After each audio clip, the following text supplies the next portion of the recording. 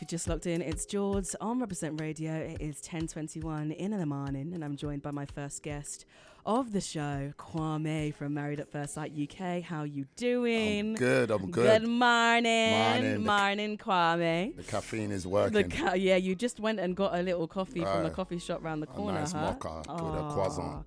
Oh, and a croissant. Feeling French this morning. We literally just saw your what was it, Google News or something that just popped off. Yes. You're getting it all the time now, I guess. Yeah. Notifications, Daily Mail, The Sun. I've been quite regular on those papers. Yeah, of course. It's anybody that's like vocal and that's got a strong presence in a series, they'll always get picked up. Yeah, they'll always get picked up a lot. Yeah. You didn't let Keisha into your house. Yeah. You said that it's for privacy and secrecy reasons. So Yes. you got a wife in there? What's going on? I live in the park. That's You what it live is. in the park. That was my home. That was my bench. That's where I stayed. The struggle is charging your phone. Yeah. Because there's no electricity in the park. What do? You go Starbucks. You know? Now, for me, it was the privacy and secrecy wasn't to Keisha. Okay. It was to the general public. You know, so what I was explaining there, and you know, the whole context weren't shown on the episode, but what I was highlighting to her is, look, I'm more than happy to take you to my property. We can go now. Let's jump in an Uber, go to my crib right now. I'll show you. But once the cameras are gone, I have 2 children. I've got 2 girls, and we live in congested London, and it's bait. You don't need people knowing your address. I don't want people to know. Because all someone needs is to see the front of the door, and that's it. Or even an angle through your window. You know, I wanted to keep that back. So when I explained privacy and secrecy, what I was explaining is for against the general public. But to show you, there's no way I'm going to go and marry somebody and you're my wife and I'm not going to show you my place. I'm going to show you the park bench. All right. So if it, you know what I mean? So if it's something which is really a determining factor for you, let's get in the Uber and go. And 5 minutes down the road and, you know, come and see my place, come and see my living room.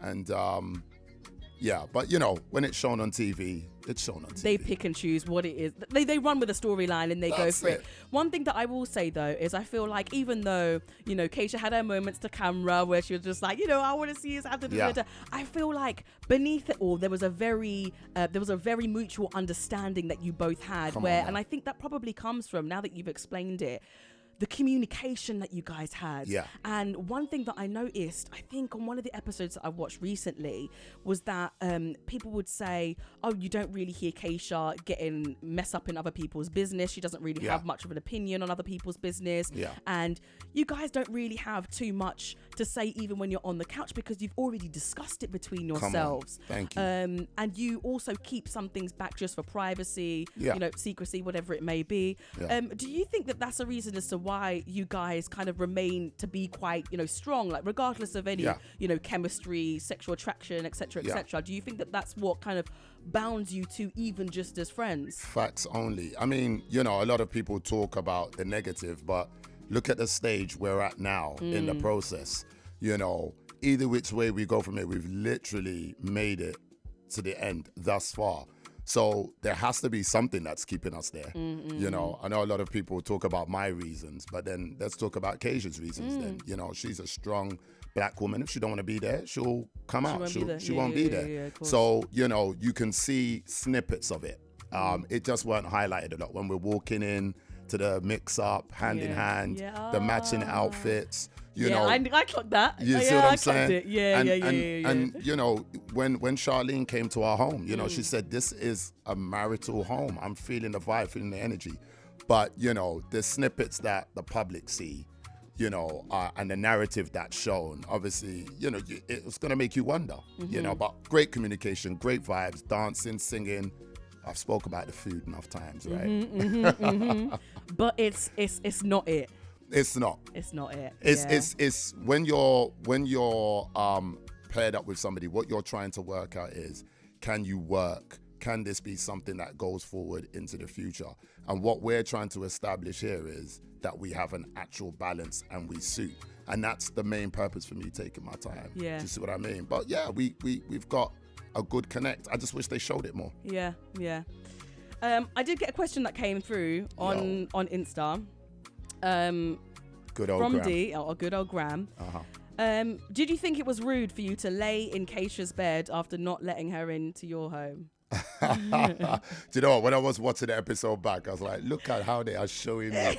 It's like I walked in and just leaped on the bed. Like, yeah, right, I'm home. Here I am, honey. You know, I'm settled. No, listen, we had a whole conversation. Keisha invited me upstairs.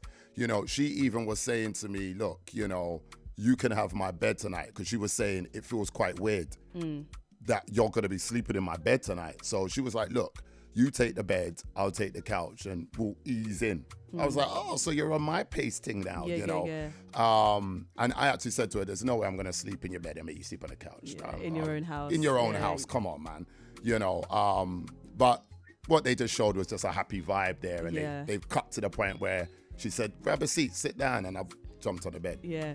Do you think that there's anybody in that show that is playing a game, or do you think that they're all being pretty true to themselves? Do you know the thing? I always felt like everyone was true, and I always heard about the drama last. Really? Yeah, because you're not involved in mix-ups. Do you know what? You're very good at making your comments when necessary, right? But you just don't get involved in the drama of it all. I'm 42. Yeah. Keisha's 36.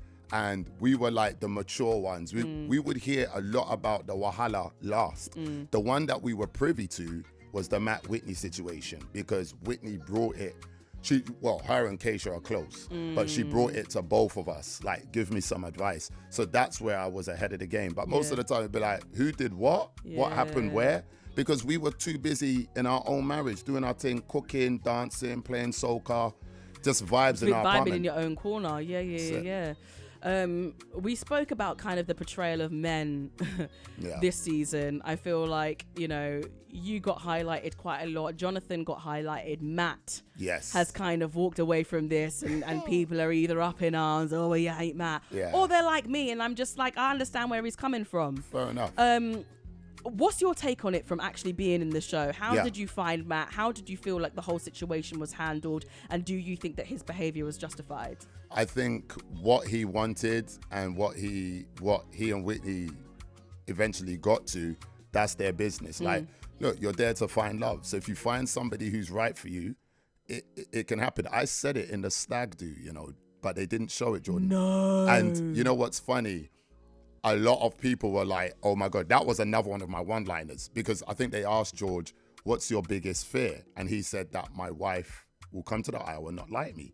And I said, listen, that's not the end of the world, because chances are you might meet someone else's wife. That can work. Like them instead. Which is a very controversial statement, but it's part of the process. It can happen. I didn't know they'll let you stay on, but it can happen. And lo and behold, there it was. So I don't think that that's necessarily a bad thing. You know, what I think is how they handled it. You know, just, again, communication. And I when Whitney came to me by the resort, I said to her, look, you make sure you let Duka know, which she did, and make sure Matt lets Gemma know before the dinner party. Because it spreads like wildfire. And once everyone knows, if it gets to Gemma, if it gets to Duka and they haven't been told, then it's messy. It's messy. Yeah, it's just how the situation was handled, and I think it's the taking accountability part which we didn't see enough of, and who knows, like, they may have, you know, edited it in a certain way and maybe more was said or more was done prior, but I think it's the accountability part. However, I do feel like I really, really understand where Matt was coming from, because listen, as I said towards the start of this interview, if the shoe is on the other foot, and a guy was saying that vulgar stuff and making those sexually implicit comments, then they would be vilified on social media and in a real life. You would be called a predator. Yeah, 100%. You'll be called somebody who's... So if we're going to start painting a Picasso, let's make sure that we're all painting it with the same brush. Right. You know? That's right. Yeah. I mean, a lot of people will speculate before they informate. And I think that's the issue. If you can get the full story, you might not have the same judgment. Well, facts, 100%. But it's entertainment. It's entertainment, and boy, did it entertain. Listen, Kwame, I have been hooked. Anybody that hasn't watched Married at First Sight UK, you need to go onto Channel 4 right now and watch season 7, which Kwame is in. All the episodes are there. It has been fantastic so far. We're just about to get into another track by Wizkid, and then we're going to come back for our last segment. It's George on Represent Radio.